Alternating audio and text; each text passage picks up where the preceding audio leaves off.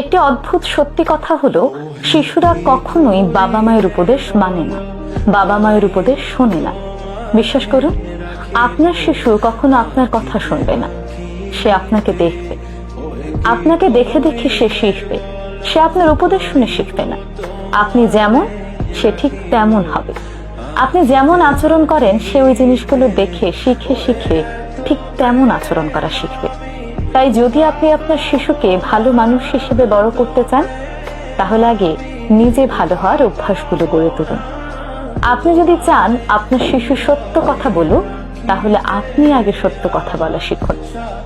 আপনি যদি আপনার শিশুকে 1000 বার বলেন তুমি সবসময় সত্য কথা বলবে, কখনো মিথ্যে বলবে না, আর আপনি নিজে গিয়ে মিথ্যে বলেন, তাহলে আপনার শিশু আপনার সেই কথা শুনবে না, বরং আপনি যে মিথ্যে কথা বলছেন সেই জিনিস দেখবে এবং তা দেখে দেখে সে নিজেও মিথ্যে কথা বলা শিখবে।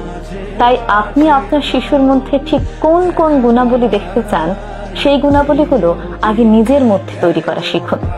আপনি যদি নিজের মধ্যে সেই গুণাবলীগুলো ধারণ করতে পারেন, তাহলে আপনার শিশু অটোমেটিক আপনার দেখে দেখে সেই গুণাবলীগুলো শিখে নেবে। তাই শিশুরা কখনো আপনার কথা শোনে না, বরং আপনাকে দেখে।